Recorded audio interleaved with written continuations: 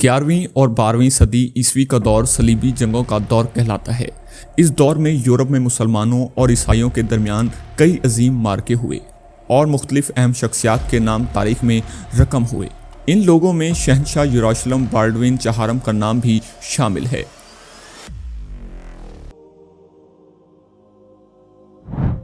پہلی صلیبی جنگ کے بعد 1199 میں یروشلم پر ایک صلیبی سلطنت قائم ہوئی جسے لیٹن کنگڈم آف یروشلم کہا جاتا ہے۔ بالڈن چہارم اس سلطنت کا چوتھا شہنشاہ تھا جس نے 1174 سے 1185 عیسوی تک حکومت کی تھی۔ ناظرین، بالڈوین چہارم 1161 عیسوی میں یروشلم میں پیدا ہوا۔ وہ شہزادی ایمیلریک کا دوسرا بیٹا اور شہنشاہ بالڈوین سوم کا چھوٹا بھائی تھا۔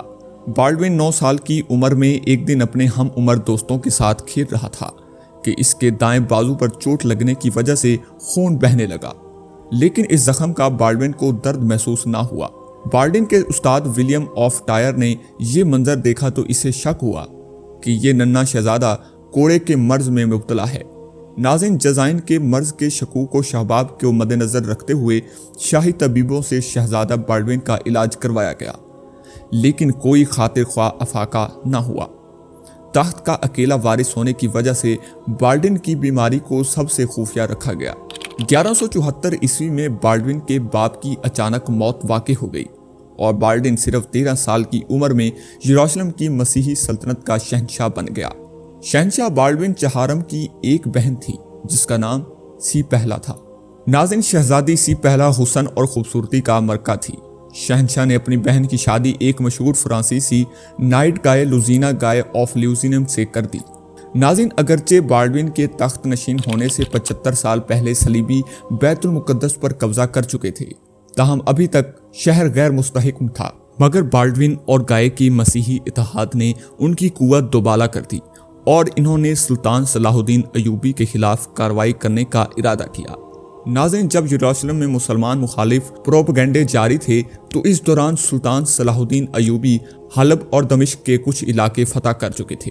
یہ پہلا موقع تھا جب جذاب کے مریض کی وجہ سے شہنشاہ بالڈوین چہارم کے دائیں بازو کی حرکت بند ہو گئی اور صرف اسے بائیں ہاتھ کے سہارے جنگ میں شرکت کرنا پڑی۔ نومبر 1777 عیسوی میں سلطان صلاح الدین ایوبی نے اسکلان شہر پر حملے کی غرض سے پیش قدمی کی۔ ادھر 11 سالہ شہنشاہ باون بھی اپنے شہر کی حفاظت کے لیے نائٹ ٹیمپلز کی لاتعداد فوج کے ساتھ نکلا۔ دونوں افواج کے درمیان مونڈ گیزٹ کے مقام پر ہولناک جنگ ہوئی جس میں مسلمانوں کو شدید نقصان اٹھانا پڑا۔ سلطان صلاح الدین ایوبی اپنی فوج کے ساتھ قاہرہ لوٹ آئے۔ ناظرین، رومی شہنشاہ بالڈوین کی یہ پہلی کامیابی تھی، لیکن اس فتح کی خوشی زیادہ دیر قائم نہ رہ سکی کیونکہ سلطان صلاح الدین ایوبی نے بھرپور تیاری کر کے 1759 میں 1179 میں موجودہ لبنان کے علاقے مرزیوں میں بالڈوین کی افواج کو عبرتناک شکست سے دوچار کر دیا۔ ناظرین، اب بالڈوین پر کوڑ کے مرض کا شدید غلبہ ہو چکا تھا۔ رومی شہنشاہ اب بالکل لاغر ہو چکا تھا، اس کے اعصاب جواب دے چکے تھے، آنکھوں کی بینائی ختم ہو گئی تھی اور چہرہ مسخ ہو چکا تھا۔ اتنا مفلوج ہو گیا کہ اسے کئی سپاہی اٹھا کر چلتے تھے، لیکن ابھی تک ذہنی اعتبار سے وہ ٹھیک تھا۔ ناظرین، جزائم کی بیماری کی وجہ سے بالڈوین چہارم کو آج تک کوڑے شہنشاہ کے نام سے یاد کیا جاتا ہے۔ جزائم ایک قسم کا مرض ہے جس میں انسان کے ہاتھ اور پاؤں کے پٹے یعنی مسل مفلوج ہو جاتے ہیں اور انسان اندھا ہو جاتا ہے۔ جزامی بادشاہ بالڈوین اپنی اس کمزوری کو چھپانے کی غرض سے اکثر اپنے ہاتھوں اور بازوں پر دستانے چڑھائے رکھتا تھا، جبکہ چہرے پر جزائم کے اثر کی وجہ سے چاند کا ماسک پہنا کرتا تھا۔ ناظرین، 1183 عیسوی میں جب سلطان صلاح الدین ایوبی نے دوبارہ بیت المقدس کی طرف پیش قدمی کی تو اس وقت جزامی بادشاہ بالڈوین بستر مرگ پر انتہائی اذیت کی حالت میں اپنی زندگی کے آخری دن پورے کر رہا تھا۔ بدقسمتی سے بالڈوین کی کوئی اولاد بھی نہیں تھی، اس لیے اس نے اپنے بہنوئی گائے آف لوزگینیا گائے افسوزینیا کو صلیبی فوج کا کمانڈر مقرر کیا اور اپنے 5 سالہ بھتیجے پارٹ 1 پنجم کو سلطنت یروشلم کا اکیلا شہنشاہ منتخب کیا۔ ناظرین، آخری عمر میں اسے پیچس کا مرض بھی لاحق ہو گیا تھا۔ رومی سلطنت کا شہنشاہ بالڈوین چہارم 23 سال اذیت ناک زندگی گزارنے کے بعد 16 مارچ 1185 عیسوی کو مر گیا۔ اس نے یروشلم کی مسیحی سلطنت پر تقریباً 11 سال حکومت کی۔ اس نے اپنے دور حکومت میں تمام تر مشکلات کے باعث یروشلم کا ہر صورت دفاع کیا۔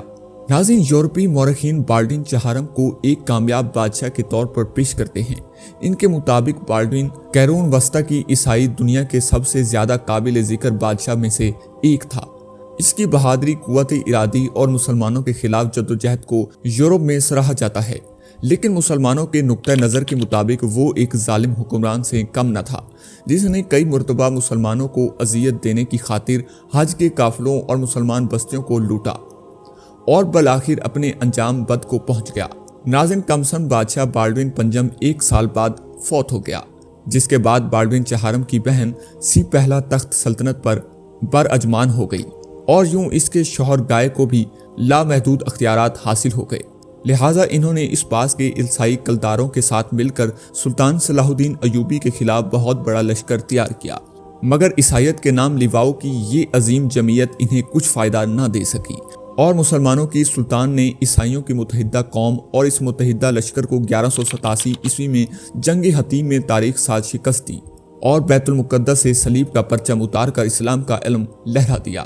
ناظرین، اسی امید کے ساتھ اجازت دیجیے کہ آپ کو ہماری ویڈیو پسند آئی ہوگی۔ ملتے ہیں بہت ہی جلد ایک نئی تاریخی، تحقیقی اور معلوماتی ویڈیو کے ساتھ۔ ہمارے چینل کو ضرور سبسکرائب کیجیے اور ویڈیو کو لائک کیجیے اور دوستوں تک شیئر ضرور کیجیے۔ اللہ رب العزت آپ کا حامی و ناصر ہو۔